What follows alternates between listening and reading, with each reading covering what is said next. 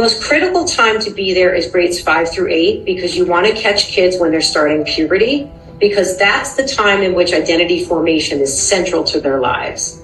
However, early intervention is key. So we actually are designing a kindergarten through grade 2 curriculum this summer. And I will tell you, one of the most rewarding experiences, Nikki, we were in a local school system in an elementary school, and we were in grades 3, 4, and 5. And after we were there, 5 students went to the principal's office and came out. So we are really intentionally going into younger and younger grades. There's nothing caring about cutting the body parts off of children or telling them that they need to be something that they're not. That's an abusive message, never mind the physical abuse that's going on. Children understand this, and they intuitively know it's wrong. A dog knows the difference between a man or a woman. Babies know the difference between men and women. We have instincts, which are powerful things, and this ideology is teaching our kids, and it's trying to enforce on women as well to ignore their instincts. If they see a man in a dress come into their private space, they're just supposed to ignore their instincts, even though these men often have paraphilias, a sexual fetish called autogynephilia. But that's a whole other conversation. But no, my kids are very proud. An example is in grade 7, one day the teacher brought out the gender unicorn, which is like that genderbread person I showed you. It was just a quick lesson. Maybe he felt like he had to teach this. And all the kids were quiet. They're uneasy because they know this is wrong. And my daughter spoke up and she said, well, it seems to me this is a lot about stereotypes. Girls can have short hair, that doesn't make them boys. And as soon as she spoke up, it gave agency for these other kids to speak up, and they all agreed with her. And we're seeing a huge shift, particularly with boys. Boys in school are not okay with this ideology. When it was first introduced, a lot of people were blindsided by it. But the information's getting out there, and there is a huge shift happening with Gen Z. And I know we're going to put a stop to this. But yeah, most kids, and they're on my side. I get tons of support from the teenage crowd. I guess one of your solution or recommendation would be to be a model for our own kids and to teach them otherwise, that they must love themselves how they are. That's right. Who can disagree with that? Again, they're turning healthy children into chronic, lifelong pharmaceutical patients. Whether you believe in God or evolution, this makes no sense. If you believe in God, this ideology teaches that God made us wrong.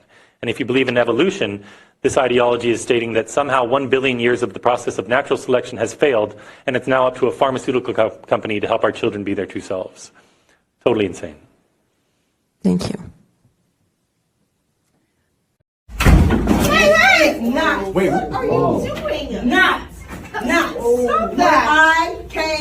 I am not paying How dare you? I am not paying my tax money Get to out. support Get out of this this type classroom of now. You Like, why do you have this hanging? That's your mom. And why do you have this hanging up? It can't be. Mom. It's part of the students. No, it's not part of anything. Mom. That is uncalled for. We are paying you to teach history, and that's what you need to be teaching. Excuse me, this is a public school, little lady. You are out. excused. You are. Do you see My- what's on this No, side? It's no, brown no. This and needs black. to go exactly where it is, in the garbage. You need to go in the No, garbage. Get I'm out. teaching my son to grow up to be a man. Get And out. I don't want you hanging no All right. flag, I'm calling security. hanging a flag up I'm for calling you to security. sit up there and teach them the type of stuff I'm trying to keep them away from. I told you what would happen. No. I told you. No. I told you somebody You don't here need gonna to get call mad. me. You need to be teaching history. 33, please. No, you need to be teaching You need to history. shut up No, and get out. Hey, I'm not getting don't out talk of to my mom nowhere. like that. I'm not getting out You of shut nowhere. up, too. Hey, no, you don't tell my son to Your shut son's up. failing. You talking to me. Your And son like is failing. My son ain't failing. Yeah. He needs to be failing because you got a flag Failing hanging because up of you. over Because the of United how- States of America. You need to Going on right now in China of older women getting face transplants. Now, I'm sure this is not new technology and we've had the ability to probably do this for several years and it's now just going mainstream. But my only question is where are they getting these faces from? Because if you ask me, this looks like a child's face. And we know how big the human trafficking problem is, not just in our country, but internationally. So I dare to ask the question, where are they getting children's faces from? It's crazy. If I tell you, said Thomas, you might not be my friend anymore. I'll always be your friend, Thomas. Thomas the teddy took a deep breath. I need to be myself, Errol. In my heart, I've always known that I'm a girl teddy, not a boy teddy. I wish my name was Tilly, not Thomas. Oh, is that why you've been so sad? Errol asked. I don't care if you're a girl teddy or a boy teddy. What matters is that you are my friend. Tom Philpott was a university professor who investigated and spoke out about the elite paedophile network. His life ended after apparent suicide, where he shot himself in the heart. Ted Gunderson, ex-FBI chief of Los Angeles, was known to be heavily into researching the activities of the deep state. This included ritual abuse of children by the most powerful in our society. Of course, Gunderson was an elderly man when he died of cancer, but cancer has been weaponized, and many believe he was a victim. Max Spires, a conspiracy researcher, was described as being in perfect health right before he vomited 2 litres of black liquid and died. A year before, he had sent this tweet: "How prog guru John Podesta isn't household name as world-class underage sex slave op cover-upper defending unspeakable dregs escapes me." Whatever the hell they're doing. What's in your closet, John Podesta? I'm certain this tweet made Breitbart a target. Relationship with Joe, and what do I need to know? Like, what's the thing about the ice cream? He loves ice cream. Tell me about that. Well, listen, ice cream is big. Pasta with red sauce, he can go deep on that.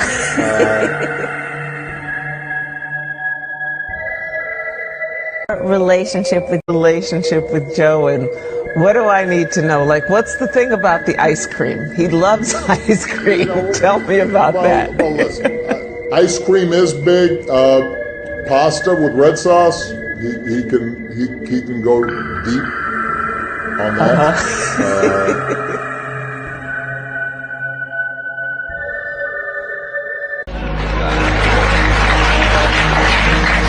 I may end up running off with you myself, you know. That's what Steven says. It's Steven Spielberg? Yeah. Yeah.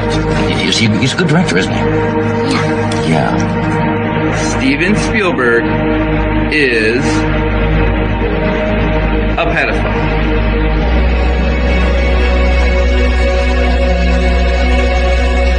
Can you tell us a secret about Steven Spielberg? He eats babies.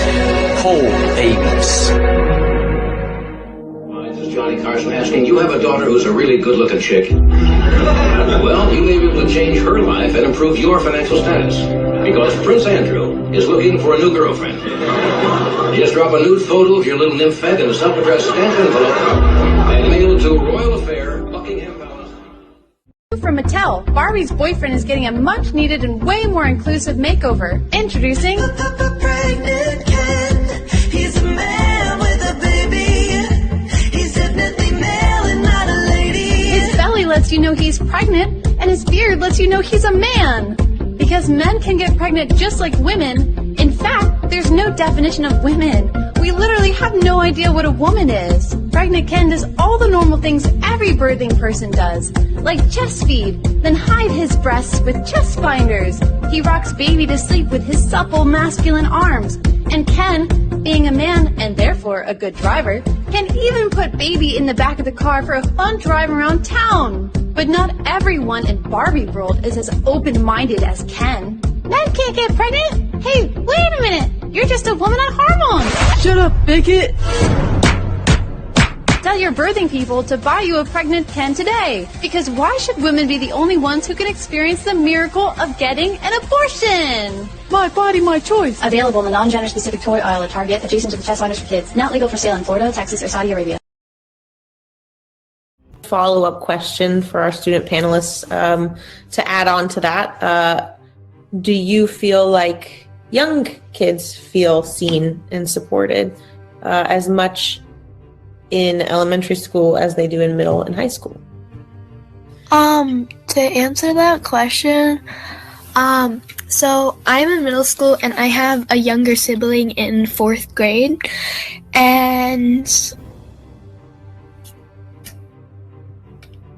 not 100% sure what their pronouns are, but so my sibling, I went to the same elementary school and I felt pretty supported, and I actually, I came out in 5th grade with the help of my guidance counselor. And they were really supportive. We had a whole unit with the guidance counselor just teaching us about stuff. Now, some of you may have seen this handy dandy flyer before. I love this. This is a fabulous educational tool. The Gender Unicorn! Ta-da! Okay, I don't know if you all have seen this before, but yes, all of the spirit fingers for the Gender Unicorn.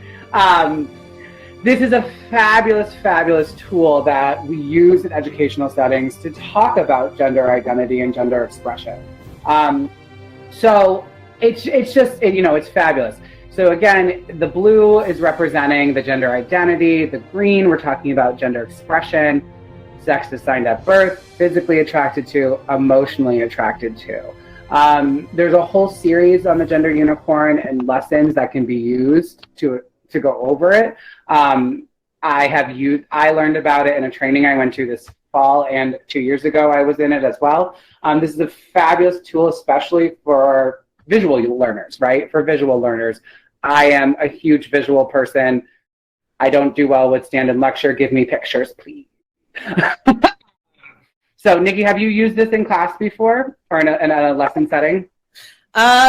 So I have used it both in a lesson as a teacher, but also with our staff at EMS. Earlier this year, we did a training where the Gender Unicorn was a major piece that we talked about to support staff members to continue to learn and understand our students' identities when it comes to gender. Yes.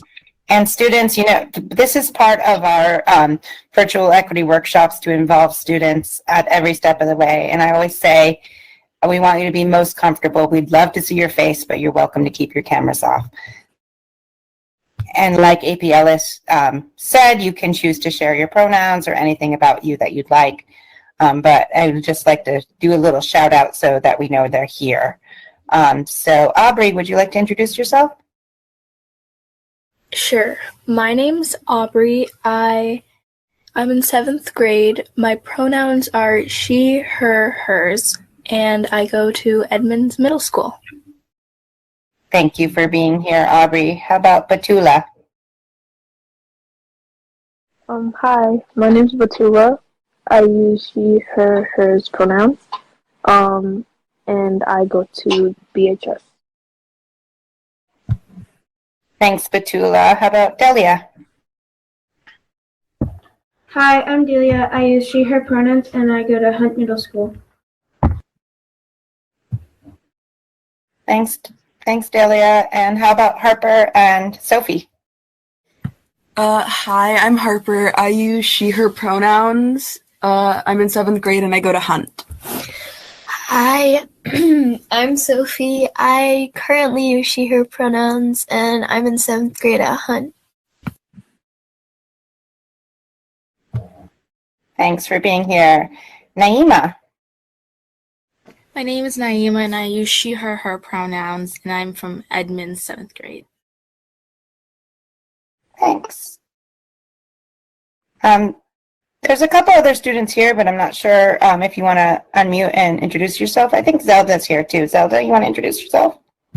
Hi, I'm Zelda. I go by he, they pronouns, and I go to Hunt Middle School.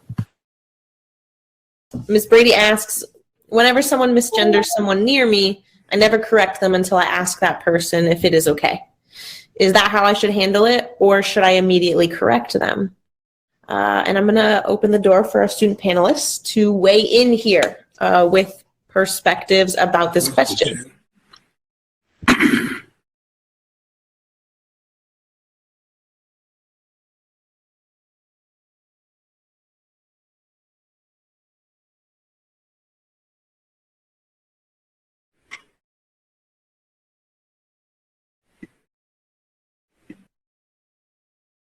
And I have really good wait time because I work in education.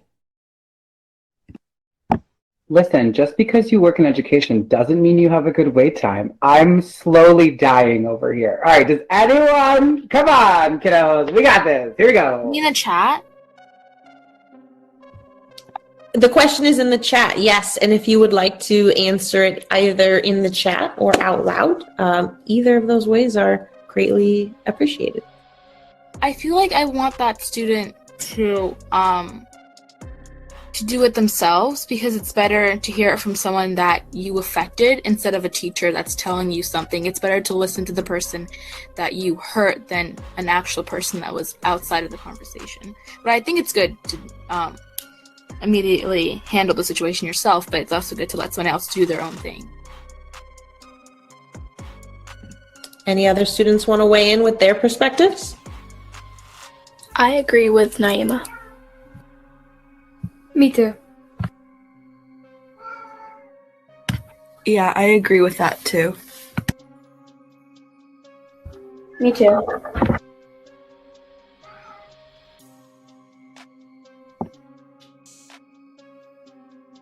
I would say for me personally, when someone misgenders me, I don't always feel comfortable correcting them in the moment. But I personally do feel supported when my cisgendered peers and colleagues are able to help make that correction.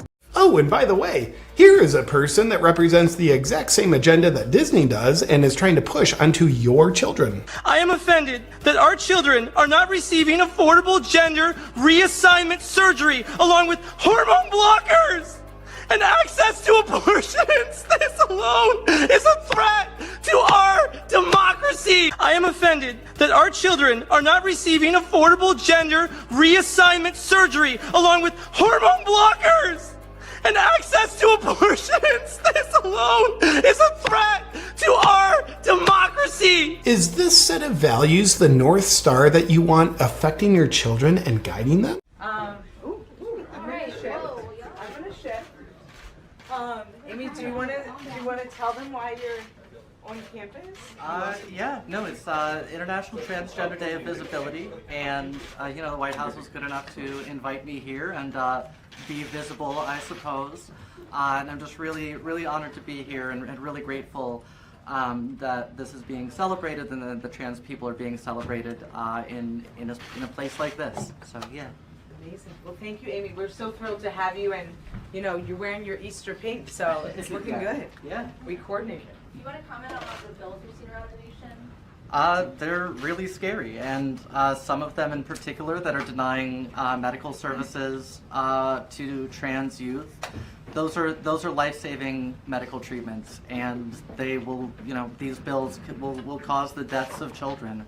I think just the same thing that I've been accomplishing, which is just, again, being a trans person out there that isn't monstrous and isn't threatening and is just a normal person like we all are. So the more that people like me can be seen, the harder it is to sustain the myths that are kind of driving a lot of this hate and fear. Hayes is testing the effects of chemicals like atrazine, a common herbicide. We have a whole family of animals where we've eliminated the female chromosome. Specimen 01. These animals that we know are genetic males have been exposed to atrazine for their entire life. And many of these genetic males now are turning into females. You can see he's got eggs that kind of look like they're in a sack. These are actually yolked eggs ready to be laid. What's happening is you're skewing sex ratios. You can get genetic bottlenecking, which can cause crashes. And quite frankly, if you're a genetic male, it'd be nice if you developed as a genetic male. And now we have a chemical very common in the environment that's effectively sex-reversing animals. I'm going to show you something pretty amazing, scientifically speaking.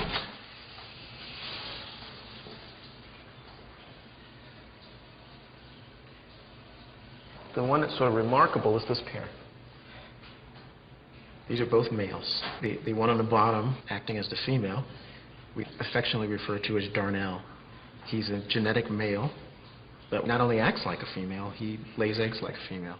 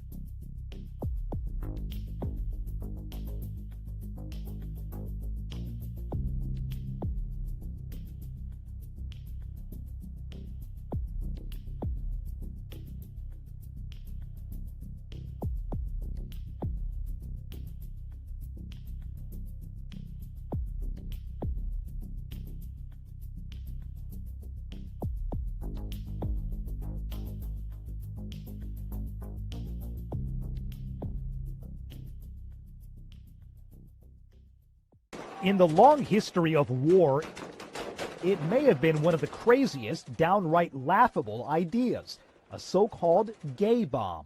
The idea was that if soldiers suddenly all became irresistible to one another, that unit morale and cohesion would break down and the enemy would be unable to resist. The idea of a non-lethal chemical bomb containing aphrodisiacs was among nearly 200 proposals the Pentagon received in 1994, this one from an Air Force lab in Ohio. It pitched what it called a distasteful but completely non-lethal example, especially if the chemical also caused homosexual behavior. The Defense Department says it had all the ideas reviewed, and that the gay bomb proposal was among those not making the cut. The Pentagon released a statement saying it never investigated the concept. It was just one individual putting together a concept paper with a variety of examples that were rejected. But members of the California watchdog group Sunshine Project don't buy that. When the Pentagon says that they rejected this proposal, it's simply not true, and we have the facts to demonstrate that they've continued to think about it and to consider it in the years since it was first raised. What percentage of the U.S. population today would identify as LGBT based on your data? The best estimates that we have for the percentage of the population in the U.S. that identify as LGBT are around 4%. Various surveys range from roughly 3 to 5% in most surveys. You do get occasionally some surveys that are higher than that. One interesting thing about those surveys is among younger people, it's always substantially higher. So for instance, in the Gallup survey, if you're under age 30, it's well over 6% identifying as LGBT, but if you're over 30, it's under 4%. So I suspect that in the fairly near future, those numbers are going to continue to go up. But if you use these other measures like sexual behavior or sexual or your attractions to either people of a similar gender to you or different gender to you, you get much higher numbers. If you ask people if they've ever had a same-sex sexual encounter, you usually get numbers in the 8 to 9% range. And if you ask if they have any kind of attractions that are beyond different sex attractions, so any sort of same-sex attractions, you often get numbers well over 10%. And do you think those numbers are going to change over time? I mean, obviously they age, have but... already. In surveys, we don't have a lot of older surveys that ask these kinds of questions, but certainly if we look at some surveys from the early 90s, sexual orientation identity, so identifying at that point it was usually just lesbian, gay, or bisexual, it was only in about the 2% range. So it's more than doubled in the last 10 years. Walt, who lived as a woman for 8 years, now believes that transitioning was an unnecessary journey. I transitioned in 1983 and began to detransition in about 1990, 1991. I've gone back to being Walt. And so I'm married now for 21 years, and that's, in brief, my journey. It started at the age of 4 or 5 for me. You know, I was very curious about gender. Grandma was a seamstress. Whatever happened, I ended up with a purple chiffon dress at the age of 4 or 5. I was sort of taken back by how she admired me so much as a little girl in that purple dress, and it planted a seed within me that I was much better as a girl than I was as a boy. Time went on, and in April of 1983, I underwent gender reassignment surgery and became Laura Jensen. I had the full top and bottom surgeries. The initial reaction was really powerful. I felt like I had finally made it. I found all the roadblocks were hitting me about getting work, and so I ended up homeless. And I started looking in my own life. I began to think, well, was this really necessary? Was taking hormones and undergoing radical surgery really going to resolve the issues that got you to this place? But the detransition process is not quick. It takes time because you have built all these things around your life. As a female, you have all these things in place, and to sort of dismantle them, I found is really difficult, much more so than it was to transition. It is categorically, scientifically, intellectually, biblically, or any other way possible to change from one gender to the other. Gender reassignment surgery really doesn't make you a female. It's much more to being a woman than just having some cosmetic surgery and hormones. When you start playing with that design that God has for you, you know, you end up in the dump heap. This is the Gay Manifesto by Michael Swift, first published in Gay Community News, February 15th to the 21st in 1987. It is also reprinted in the Congressional Record. This is what it states. We shall sodomize your sons, emblems of your feeble masculinity, of your shallow dreams and vulgar lies.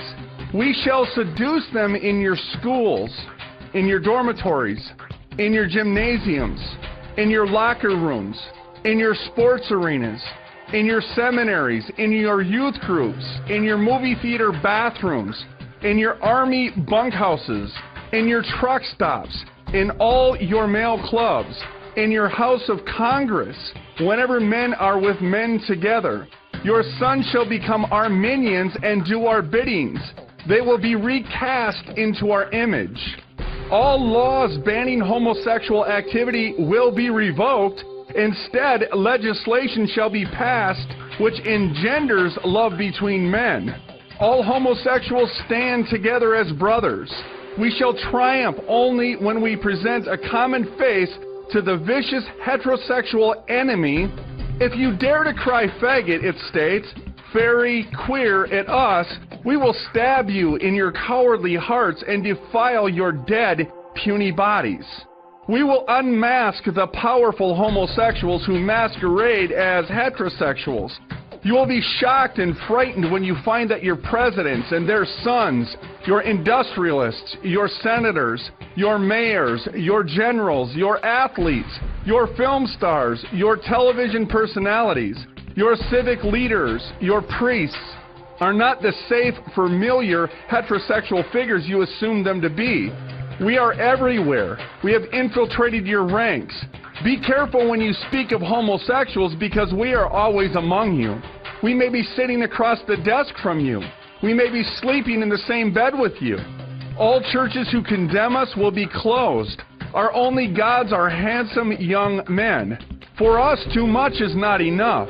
All males who insist on remaining stupidly heterosexual will be tried in homosexual courts of justice and will become invisible men. We shall rewrite history, history filled and debased with your heterosexual lies and distortions. We shall be victorious because we are filled with the ferocious bitterness of the oppressed who have been forced to play seemingly bit parts in your dumb heterosexual shows throughout the age. We too are capable of firing guns and manning the barricades of the ultimate revolution. Tremble, hetero swine, when we appear before you without our masks. The hypersexualization of kids in our modern societies is a problem. The fact that videos like this are material that's stressing the same points are being disliked and ridiculed is also a concern. The hypersexualization of society, period, is responsible for sex-addicted drones and plenty of broken homes. Destruction of the general family unit has been achieved by persistently blending sex, love, promiscuity, and cheating in all media formats. Thanks for sticking up for girls on International Day of the Girl. What's the message? The message is to support girls. We need to give girls to concentrate on what's on the inside and not what's on the outside. You're a bright woman and you've succeeded. It's not because of what you look like, it's because of your brain, it's because of your skills, it's how you've developed. And that's what we need to be encouraging our girls, and we're trying to do this through the Brave Girl Alliance. And what is that? The Brave Girl Alliance, there are 15 women who have come together throughout the world to ask media, retailers, major retailers to provide healthy messages and healthy images for girls. It's not about being angry, it's about being equal. And let's stop sexualizing our young girls because it's not right. There's nothing about it that's right. I know. You know, the standards back then were actually a little bit healthier, and now today we've got size 0, but I was actually told not to speak on jobs. Don't let people know I was intelligent, and that led me to understand that people would like you to play like you're a vacuous, empty, mindless person, and that's a negative image and message to be giving young girls in the first place, and to exploit girls to the point now where we're sexualizing children. Our children's well-being needs to come before corporate profit. The advertisers and media in general are setting the bar very low for society, and this is the lowest it's gone. And we need to say no, not on our watch. This can't happen anymore. And I know I speak for many parents and many educators across the nation that these images just, we don't get to debate whether or not they're okay, acceptable, inappropriate. It's children, they're being exploited. I think that girls sometimes feel like they get their value out of being looked at as a sexual being, and they think the only way to do that is by being noticed for cleavage, for shortness of skirt, shorts, whatever. Teen girls specifically turn to young celebrities as role models for how they want to look. Young children without proper guidance don't understand the difference between dressing appropriately like Hannah Montana and being cute and dressing like Miley Cyrus, which is a little bit less cute and more sexual. When you like their music, you'll tend to like follow them on social media, and you'll see what they're wearing, and like some unconscious part of you will think, oh, they're popular and I want to be popular, so I'll try to act more like them. Despite the pressure, some young girls, like Campbell Hamai, choose to dress more modestly. Usually have a standard that says shoulders to knees, no one touches, no one sees.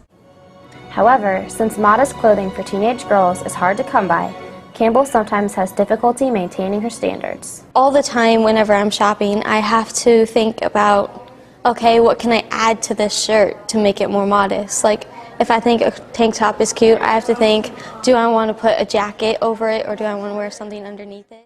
We are talking about the sexualization of little girls in today's world. Now, here's a doll from Mattel. I believe this one is Claudine the Wolf. Nice, huh? You can see there's a midriff thing here, and there's like a thong. It's awesome for little girls.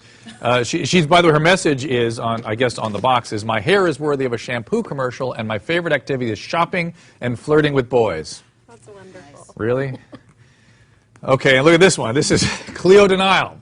The schedule on the back of her box includes readying herself for public adoration. Oh, look at that. She has time for her mani-pedi. Stylist comes in at 2 o'clock. I'm readying myself for public adoration.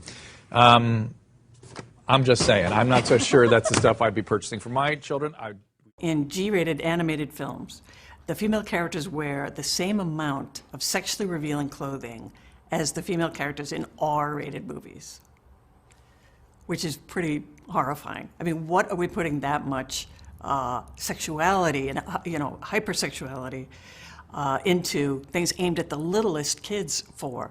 There was research that just came out that showed that girls as young as 6 years old have started to self-sexualize. In other words, they have started seeing themselves through the male gaze and realizing that they need to be sexy in order to be appreciated at 6 years old. And this is a very new development. We knew that women and teenage girls were doing that. So clearly the culture is sending a very negative message to girls and to boys about girls when the female characters are constantly shown in this sexy light. Corporate America has fallen in love with girls like Grace and Olivia, tweens, kids roughly between 8 and 12. They've got tremendous buying power. Tween is a term popularized by marketers and advertisers, an age group defined to sell them stuff, from books and entertainment to clothes. With the tween fashion industry, you're talking about a multi-million-dollar industry. Alex Morris is a reporter for New York Magazine. She recently wrote about tweens and fashion. You're talking about an age group that is sort of in a sweet spot, because these kids for the first time have access to their own money. 8 to 12-year-olds now have $43 billion in spending power in the U.S. every year, and sex sells in America, so corporations targeting all that teen and even tween money are selling sex to them. Critics even have a term for it: corporate pedophilia. You have a rack of clothing that is appropriate for an 11-year-old next to a rack of clothing that isn't, it's certainly blurring the lines, and it's making it harder for parents to be able to sort of set boundaries. There's new research proving that all this sexuality aimed at younger girls is harmful. The American Psychological Association released a report earlier this year finding that girls exposed to such imagery are more likely to experience body dissatisfaction, depression, and lower self-esteem. These things that are happening aren't progressive. They're dumbing down people. And unfortunately, it's having a lot of impact, because you can see that people are growing up much younger and faster, and yet the things that they should be caring about are being lost because they feel that advertising is telling them what they should be. They should find out for themselves what they should be. The sexiness concern is being, moved younger and younger and younger, and there's even research that shows that 6-year-old girls are talking about wanting to be hot and wanting to be sexy. It's really normal now for there to be this little discourse, this little conversation that you see among the girls that are sort of playing, and you could say that Barbie is sort of a little kernel of a little core of that sort of grew and grew and grew. But the Barbies that were played with in 1965 were not always about how do I make myself sexy, and I look really hot in this, and yeah, you do, and let's go out and party, and that's a sort of play script that you didn't see little kids having before, and they have it now. I am disturbed about the idea of girls being sexy and then getting to that line of sex. And so they're asked to be very, very sexualized at younger and younger ages, yet then they don't quite know what to do with what they've been given. So here I am, a little sexual object, yet I don't really know a whole lot about sex, and I'm supposed to be sexy for the boy, yet I don't quite know why I want to do that. And so it's really disturbing to me, because these kids are getting into things that are pushing them over a line that they're not ready for, when they actually really should be out playing and they should be having fun and not thinking about this. But our world is pushing them into being sexual objects at younger and younger ages.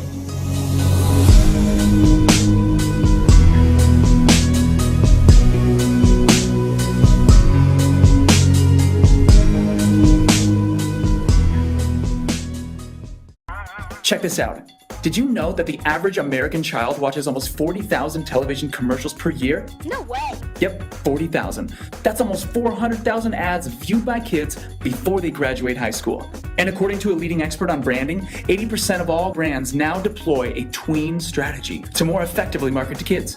No wonder why a 3-year-old can recognize over 100 brand logos. And it's hardly surprising that kids between 8 and 12 are estimated to be directly involved in spending $15 billion a year, and to heavily influence more than $30 billion a year in other spending by parents. And get this, based on the research, children 8 and under are psychologically defenseless against advertising. Studies show that they do not understand the notion of intent to sell, and frequently accept advertising claims at face value. And look, in 1970, the FTC reviewed the research and admitted that advertising to children was, in fact, unfair and deceptive. But guess what? America did nothing. So while several European countries forbid advertising to children, the United States continues to see selling to kids as simply business as usual. Come on. But since 1970, the stats get worse. Recent studies show that primetime advertisements on TV are responsible for the early onset of tobacco use, alcohol use, sexual intercourse, anorexia, and drug use in kids. You see, unsupervised viewing of primetime advertising on TV causes the child to make early decisions about these habits, and left unmonitored, lead the child down a materialistic and self-destructive road. He's feeling his Cheerios! I memorized every single commercial that I see. It's like they hypnotize you or something, I don't know.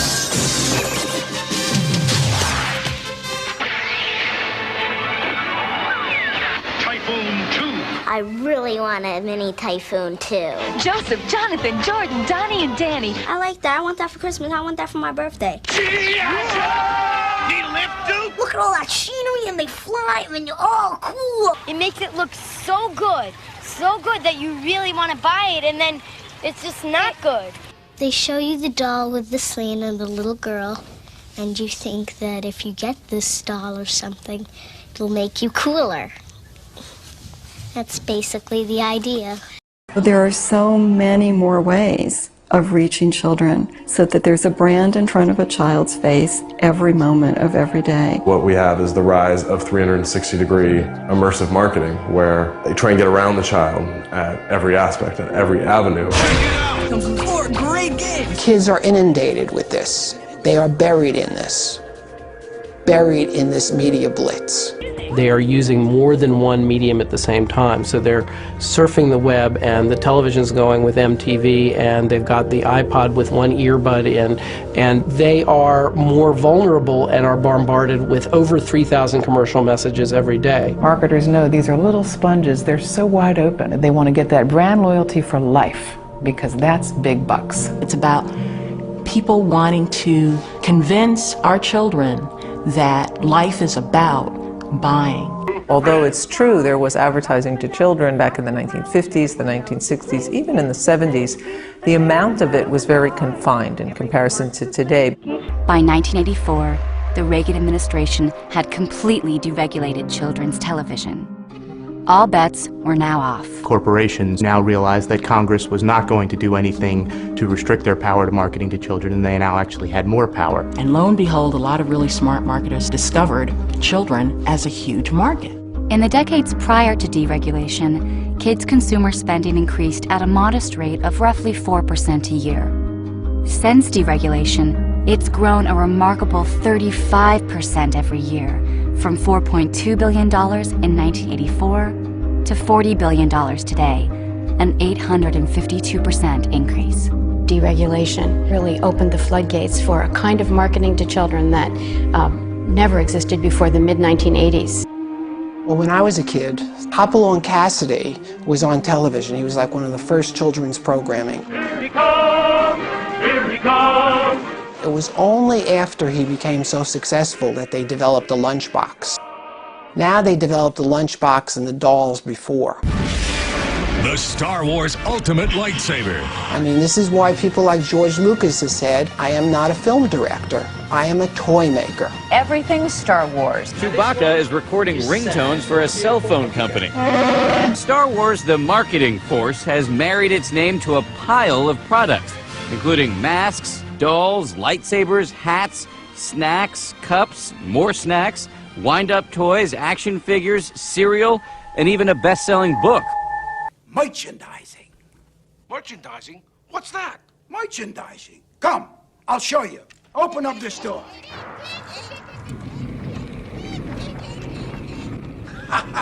Come, walk this way, take a look. We put the picture's name on everything.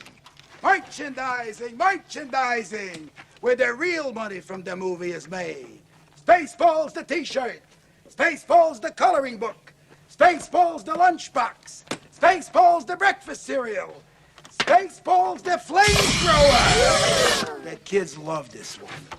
So you end up having junk food promotions at fast food restaurants, breakfast cereals with images of the main characters from the movies.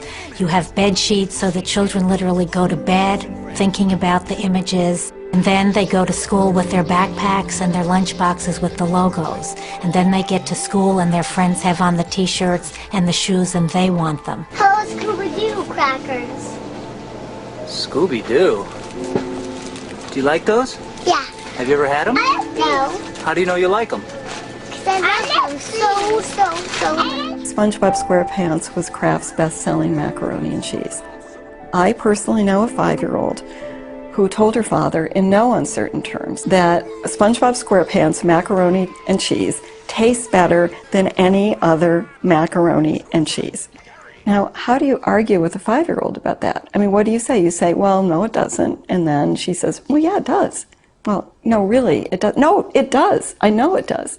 Well, have you ever had SpongeBob SquarePants macaroni and cheese? No, but I know that it tastes better. But marketers have not limited themselves to dropping the names of beloved characters to sell their products. With increasing brazenness, they've also begun to drop the products themselves directly into kids' entertainment. Oh, look at that! Is it a mirage or just product placement? Hey, who cares? With shopping convenience at such low prices. Water, Fresca, Mountain Dew, your product name here. Product placement is weaving of products into programming without adequate disclosure. Welcome to Wendy's. May I take your order, please? Classic triple lettuce, tomato, and cheese. Classic triple lettuce, tomato. I got it. Classic. Chicken nuggets. What kind of toys do you have? The Gilmore girls eat Pop-Tarts for breakfast. Are you enjoying your breakfast? I don't know if I like Pop-Tarts. Did you fall on your head while you were sleeping? I don't know. Do I like this? Is this something I like? Children's films have product placement in them. I mean, what Spy Kids had McDonald's as a plot point. They're exposed to so much advertising, they learn to ignore it. That's why advertisers love internet games. Not just ads, not just games, they're advergames. She can score with Skittles, race with Chips Ahoy, or hang out with SpongeBob. It's part of this by any means necessary. I mean, we've got to get to the kid. We've got to make sure that that child is indoctrinated as a consumer cadet. So therefore, we've got to get to them in ways that maybe they don't even know that we're getting to them. Children with cell phones have become a prime target for marketers selling products. It's because 1 in 4 American kids between the ages of 8 and 12 has a cell phone. That's 5 million children. And that number is expected to double in the next 3 years. Cell phones make children much more vulnerable to advertising. It's advertising literally right in the face of a child. And I can get all kinds of themes, ringtones, and lots of cool games, like Pirates of the Caribbean. With more than 40 million kids online daily and growing, perhaps no tool has become more important to marketers than the internet. At Webkins, for example, millions of kids a day chat with each other, explore, and shop in a virtual world open only to those who go to a designated store and buy a $15 stuffed animal imprinted with a secret code that allows kids to join and enter the Webkins world, where they are encouraged to shop some more. One of the reasons marketers covet these sites is because of their proven ability to gather personal information from kids. Now a word from our sponsor. That's how some schools are making extra money, literally selling themselves to advertisers. Everything from the band shell. That will be $125,000. To the lecture hall. $150,000. Can be named for a price at New Berlin schools. There's advertising on school walls, on school buses, and gymnasiums. There's donated scoreboards that have the Coca-Cola or the Pepsi logo on them. There are so many ways that commercialism has intruded into our classrooms. There's Coke and Pepsi and Cadbury Schweppes in the schools, which are helping to generate an epidemic of childhood obesity among our kids across the country. There's school book covers. There are sponsored educational materials. There's a company called Field Trip Factory, which takes kids to places like Petco and to Sports Authority and calls that education. The Chicago kindergartners are on a school field trip, but the animals they're going to see aren't in the zoo. We want to welcome you to Petco. Across the country, a growing number of schools are taking America's classrooms to America's malls. There's a new company called Bus Radio, which is trying to compel 1 million kids to listen to 8 minutes of advertisements per hour as they ride the school bus. Bus Radio. Busradio.com. We'll choose a name at random, and if you're the winner, we'll give a pair of tickets to your bus driver too. You guys can hang out together, maybe share a large Coke. Email us as soon as you get home. There's Channel 1, which compels about 7 million children to watch ads in schools each school day. Today on Channel 1. The purpose of schools, in part, is to promote reason. And the purpose of advertising is to subvert reason, to promote the sale of a product. And for that reason alone, advertising has no proper place in the schools. The effort to create junior consumers no longer stops at the school door. Psychologists and anthropologists and sociologists and behavioral scientists are used by marketers to really shape and cement children's brand preferences. They want to be part of the fabric of children's lives. You're a psychologist, you do research, you know the difference between a 3-year-old and a 5-year-old, and you know how to reach a 3-year-old, and you know that you have to play the ad much more slowly and use round figures instead of angles, because children like round figures at that age. And you know that 5-year-olds have a whole different set of concerns, so we can fine-tune the marketing to communicate better with children. Ethnographic research, which, tuned to the goals of marketers, has become a kind of scientific stalking. They go into supermarkets with them and film exactly how they look at a product, pick it up, put it back down, the way they move around a supermarket. They film them on the playground. They film them in school. They film them eating breakfast. They film them going into their closet and deciding what to wear. What are the things that you need that aren't in here? I need a lot of. They film them talking to their friends. They organize little friendship circles and film what they're doing. They even follow them into the bathroom. I interviewed a number of people who sat and watched children take baths and showers, watched how they interact with shampoo and soap and health and beauty products, as that category is called, in order to go back and write a report for their clients on, what to do with the packaging. It's creepy. It's just absolutely creepy, the way children are being dissected and put under the microscope by marketers. They do blink tests on kids, for example. They develop ads and then see how frequently a kid blinks or turns their eyes away. And when they see the kid blinking more, they change the ad to make it more mesmerizing. There's stuff they just can't take their eyes off. And it's not an accident. They've gone over and over and over with extensive high-tech kinds of testing devices to find the precise configuration of characters, colors, music, words, and so forth that kids can't resist. And somebody asked me, Lucy, is that ethical? You're essentially manipulating these children. Well, yeah, is it ethical? I don't know. But our role at Initiative is to move products. And if we know you move products with a certain creative execution, placed in a certain type of media vehicle, then we've done our job.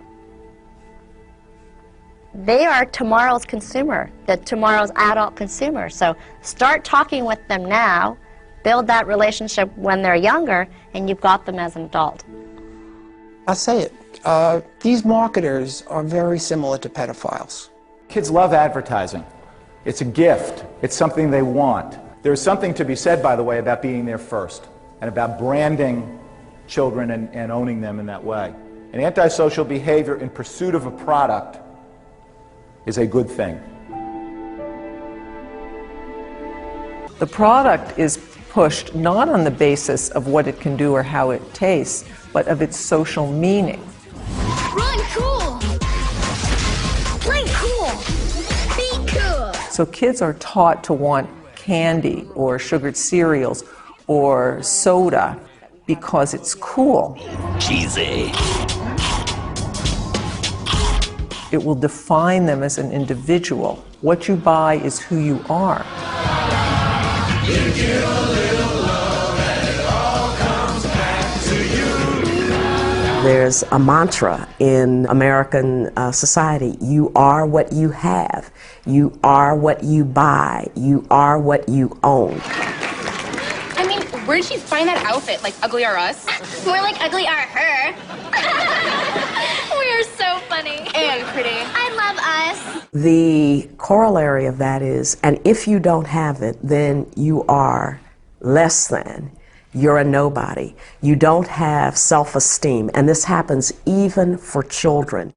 Nice jacket. Abercrombie? Please, it's Dior. Why, is yours from ANF? Our mom bought it for him at Kmart. I think the thing that upsets me the most is that it's not just products that are being marketed to children, but values. And the primary value that's being sold to kids over and over and over again is a value that things or stuff or brands will make us happy.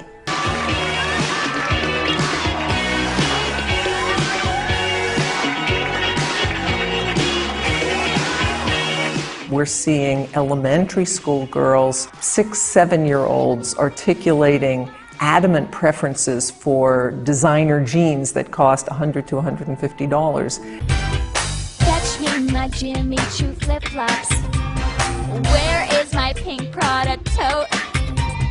I need my Tiffany hairband. Then I can go for a blow. It's gotta have it, gimme. That's the value system. want more. Self-indulgence, instant gratification, and materialism. Everything's got to be perfect for me. That's the basic consumer identity. You could try thinking of things that remind you of each note. Do. Oh, that's easy. Do means money. It's shallow, it's about me. Me. Yay, me! It's about me now, and it's about me and these things. Law. Law is something you get to break if you're rich. That's the attitude. It's all about me. You know it's all about me. You know it's all about me. You know it's all about me. You know it's all about me. In that world of materialism, kids are not allowed to be kids anymore. Marketers even have a name for this trend. They call it kids getting older, younger.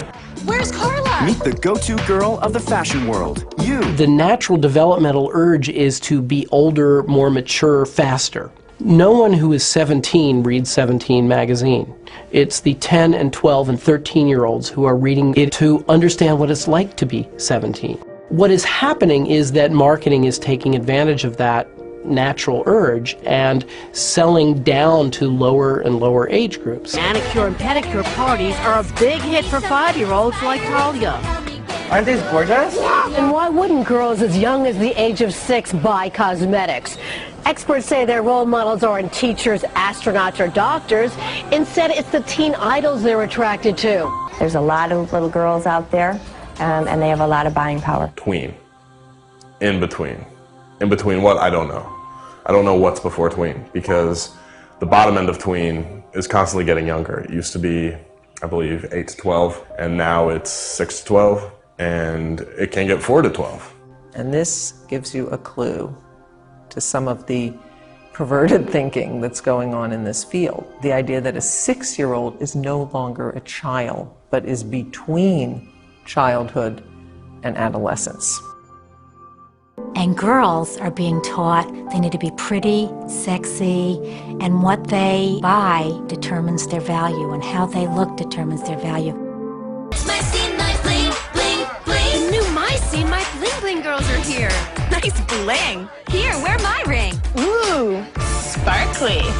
You see now dolls with highly sexualized outfits and themes marketed to 6-year-olds. With boys, what we see is the use of images of violence, power, domination at very young ages. The amount of violence, entertainment violence, that young children are exposed to is startling. They're getting a message that when you have conflicts, you fight with violence, that you have to fight in order to resolve your differences. That's what you do.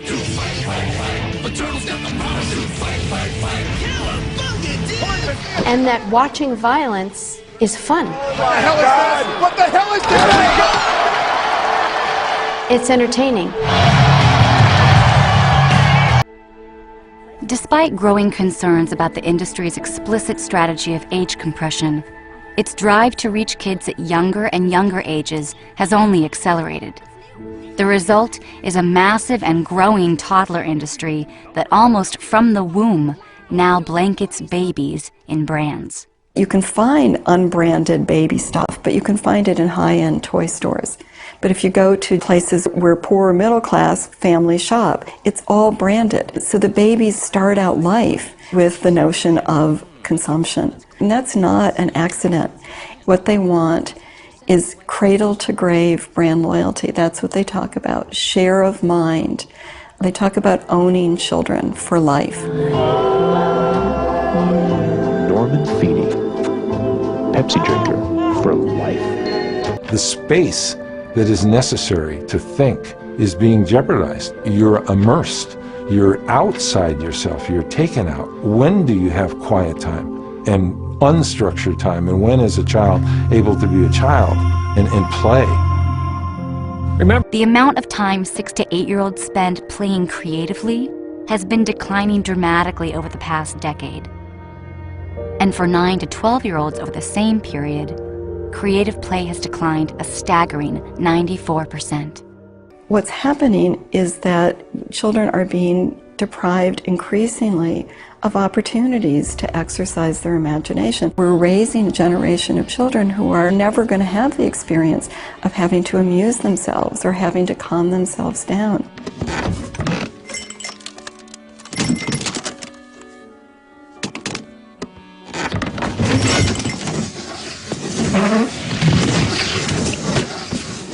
And so they're always going to need a screen, and that's exactly where the marketing industry wants them. 40 times as many young people are now being diagnosed with bipolar disorder than 13 years ago. Attention deficit hyperactivity disorder. Almost 4.5 million children in this country have been diagnosed with ADHD.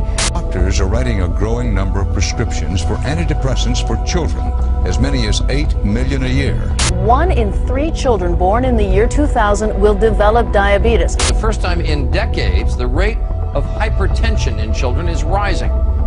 This generation of children is the heaviest in American history. An estimated 16% of all children and teenagers are overweight, 4 times as many since the 1960s. People who are really smart, who've done a lot of research on this, are beginning to say, wait a minute, there seems to be some association here between advertising and marketing and all these problems. We're the only industrialized country in the world that really doesn't have a policy about this. Companies arrange to have their products appear right up on screen with your favorite stars. This is called product placement. Watch. Let's see how many hidden commercials you can spot in these popular movies. 3. Whoa! You're right! Here's a clue to get you started. Notice those bags of Lay's and Doritos held just so you're sure not to miss them? Catch you later, Bill and Ted. What do you mean? Guys, I'm eating junk and watching rubbish. You better come out and stop me. Thirsty for another clue? Fuller, go easy on the Pepsi. If all those sodas in Home Alone are too little to pick out, how about one that's really, big? Soda? You want one? Yeah, sure. The Pepsi company hopes you'll want one when the movie's over. And lots of other companies have the same idea. Why are these hidden commercials? Because the products seem to belong in the movie. But the real reason they're there is to sell you something. Here's your chance to be an official member of the greatest club around, the USA Network Kids Club. The Kraft Cheese and Macaroni Club. You can get all kinds of new stuff like, whoa, wrong door, like a painter's cap and Day-Glo shoelaces. Have you noticed lately how everyone wants you to join their club? The Burger King Kids Club. It's just for fun and just for you. Man, these new WWF figures, they got real wrestling action! 2 World Wrestling Federation figures, all set to slug it out. Get ready for some heavy action! Sound exciting? Well, not really. The figures don't make any sound at all. But listen to how this commercial makes them sound when you tune out all the yelling. Ooh, he'll pay for that. Hulk Watch Hogan with my new Matsu Master. Man, Hulkster's gonna put the squeeze on you. And now you're taking the ultimate punishment. Let's get ready!